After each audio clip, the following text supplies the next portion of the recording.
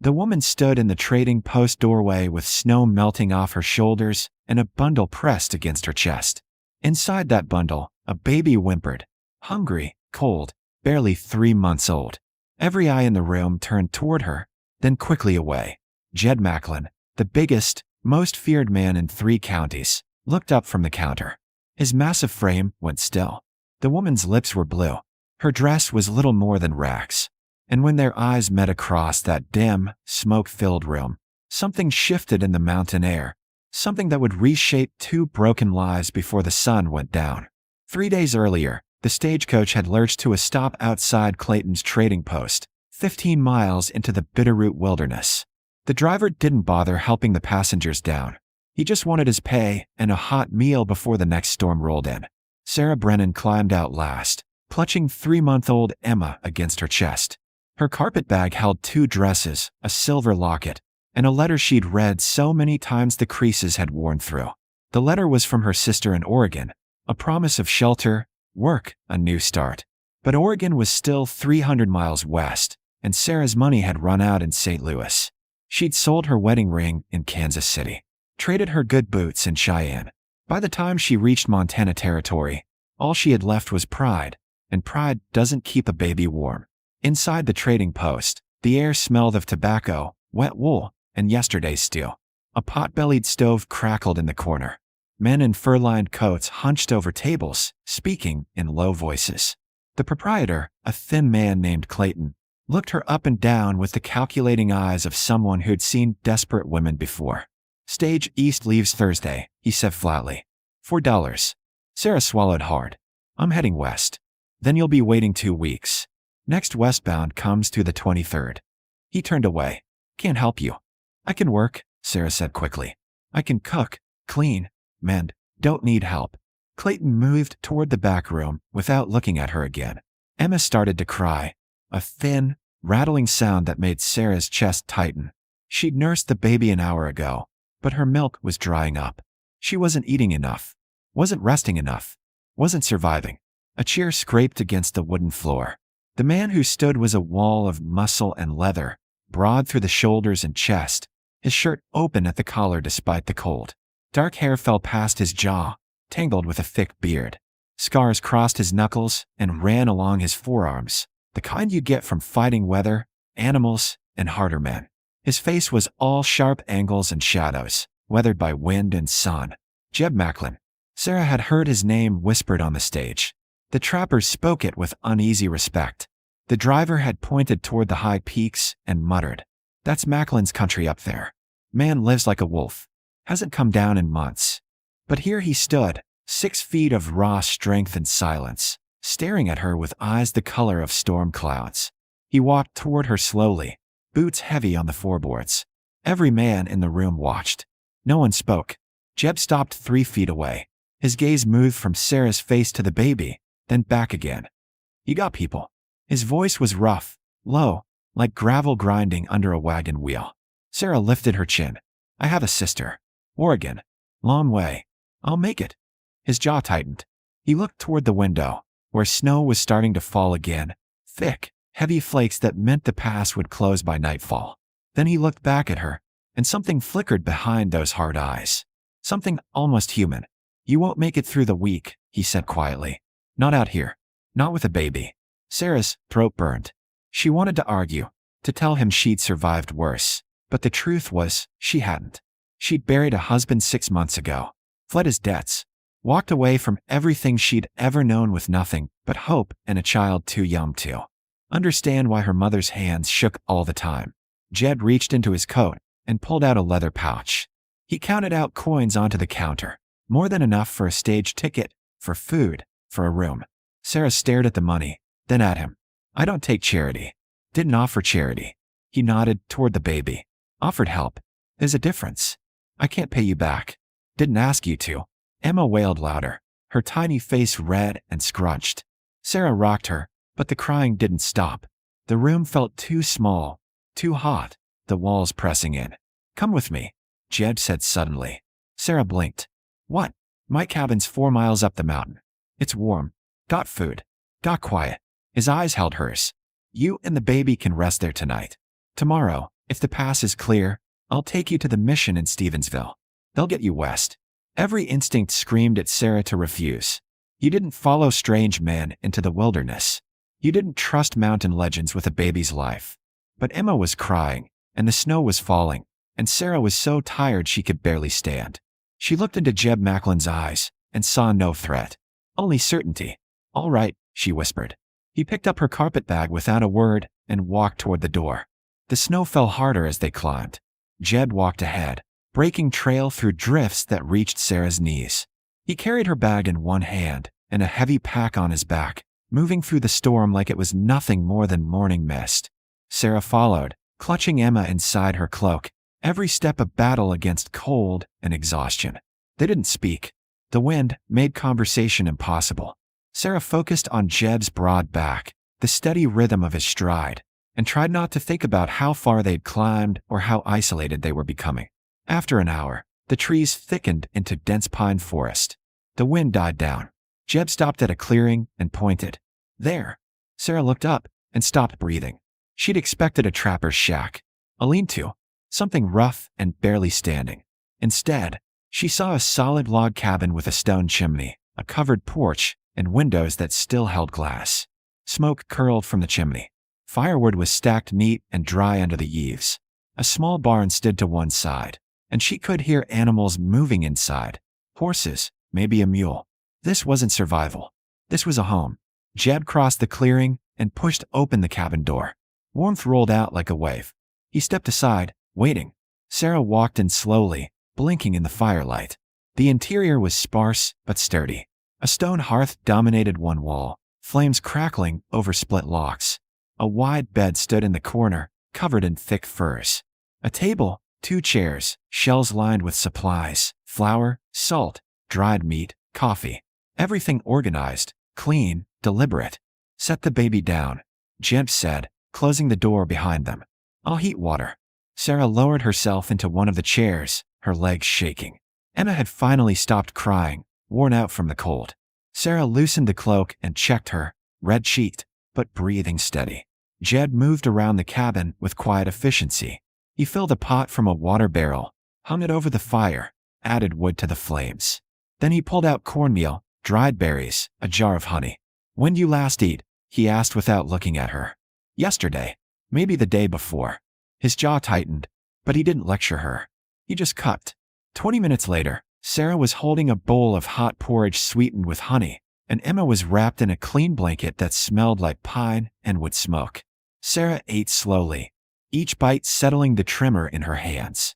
Jeb sat across from her, whittling a piece of wood with a knife that looked sharp enough to shave with. He didn't eat, didn't talk, just worked the blade with steady, precise strokes. Why are you helping me? Sarah finally asked. Jeb didn't look up. Because you need it. That's not a reason. You don't know me. Don't need to. He paused, testing the edge of the wood with his thumb. Knew a woman once. Long time ago. She needed help. Didn't get it. His voice went flat. Won't let that happen again. Sarah studied his face, the hard lines, the scars, the weight of old grief sitting in his eyes. She didn't press. Some stories weren't meant to be told. Emma stirred in her arms, making soft sounds. Sarah shifted, trying to soothe her, but the baby's face scrunched up again, hungry. I don't have enough milk, Sarah said quietly, shame burning her throat. I've been trying, but I can't. Got goat's milk in the cold box, Jeb said, standing. I'll warm some. He disappeared outside and returned with a small pail of fresh milk. He heated it carefully, testing the temperature on his wrist the way a mother would. Then he soaked a clean cloth, twisted it, and handed it to Sarah. Let her suck on that. It'll get milk in her without choking. Sarah pressed the cloth to Emma's lips. The baby lashed on immediately, sucking hard. Relief flooded through Sarah so fast, she almost cried. Jeb turned back to the fire, giving her privacy. But Sarah saw the tension leave his shoulders. You know babies, she said softly. Know enough. He crouched by the hearth, adding another log. Had a younger sister. Long time ago. What happened to her? Jeb didn't answer for a long moment. When he did, his voice was barely above a whisper. Fever took her. I was 14. Couldn't save her. He stood, wiping his hands on his pants. Won't talk about it more than that. Sarah nodded. I'm sorry. Don't be. Just as what it is. Night fell fast in the mountains. The wind picked up again, rattling the shutters. Jeb checked the animals, brought in more wood, and laid extra furs on the bed. You take the bed, he said. I'll sleep by the fire. I can't take your bed. You can, and you will. His tone left no room for argument. Baby needs warmth. So do you. Sarah was too exhausted to fight.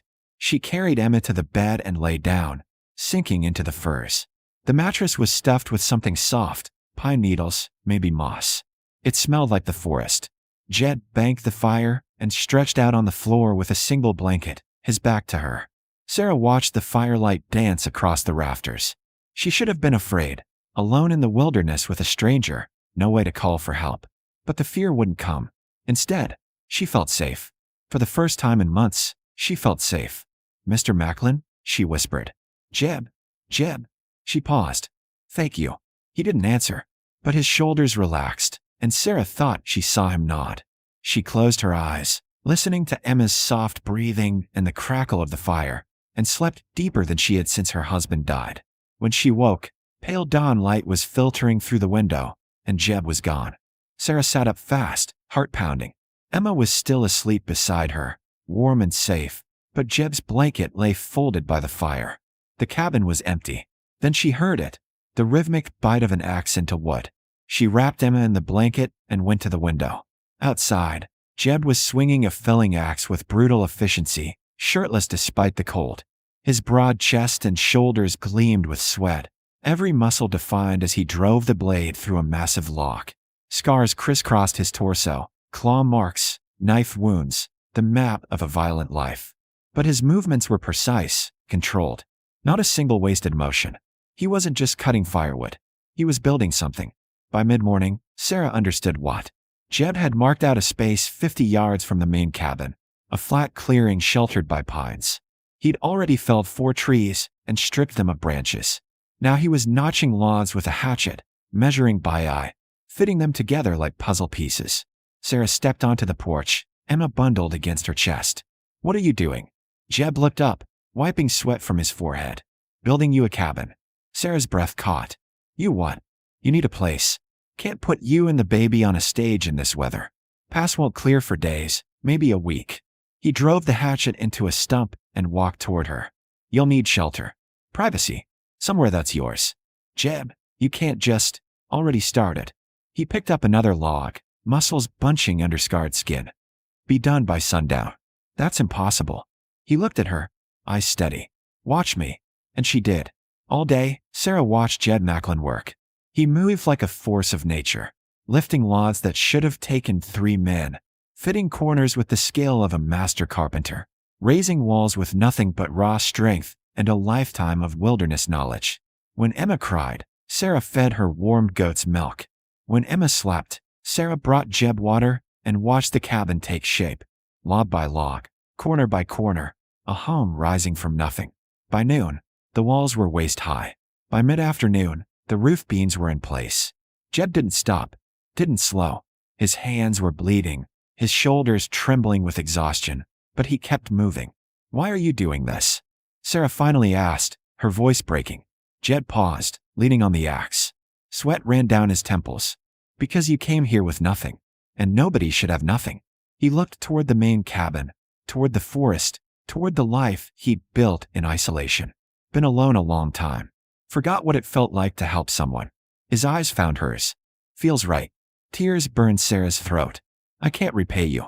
Don't want repayment. He turned back to the cabin. Just want you and that baby to be safe. As the sun dropped toward the mountains, Jeb fitted the last roof shingle into place. The cabin stood complete, small but solid, with a stone hearth, a wooden door that latched tight, and a window facing east to catch the morning light. Inside, he laid a bed frame and stuffed a mattress with fresh pine boughs. He'd built a table, a chair, shelves for supplies. He'd even carved a small cradle from split cedar, smooth and sturdy. Sarah stood in the doorway, unable to speak. Jeb carried in firewood and stacked it by the hearth. He lit the kindling, coaxing flames to life. Then he stood on his hands, exhaustion carved into every line of his face. It's yours, he said simply. Long as you need it. Sarah's chest tightened. I don't understand you. Nothing to understand. He walked to the door, pausing at the threshold. I'll bring food tomorrow. Goat's milk for the baby. Anything else you need, you ask. He looked back at her, something vulnerable flickering behind the hard exterior. You're not alone anymore. Remember that. He stepped out into the twilight. Sarah followed him onto the porch. Jeb. He stopped, shoulders tense. Stay, she said softly. Just for a bit. Have supper with us. He turned slowly, surprise crossing his weathered face. Please, Sarah added. I owe you that much. You don't owe me anything. I know. She shifted Emma in her arms. But I'd like the company. Jeb hesitated, then nodded. They ate together as night fell. Simple food, quiet conversation.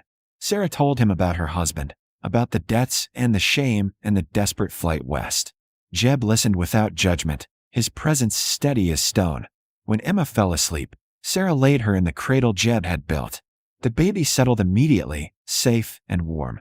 She trusts you, Sarah said, watching Jeb's scarred hands gently rock the cradle.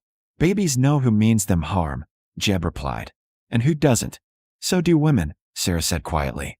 Their eyes met across the firelight. 3 weeks later, the past cleared. But Sarah didn't leave. She stayed through the winter, learning the rhythms of the mountain, how to smoke meat, mend snowshoes, read the sky for storms. Jeb taught her everything, patient and thorough, never crowding, never pushing. Emma grew stronger on goat's milk and mountain air. She learned to smile, then laugh, a sound that filled both cabins like sunlight breaking through clouds. And slowly, carefully, Sarah and Jeb built something neither of them had expected. Not romance, not yet, but partnership, trust, the quiet understanding between two people who'd survived the worst and found something worth protecting. By spring, Sarah's cabin had a garden. Jeb's cabin had laughter.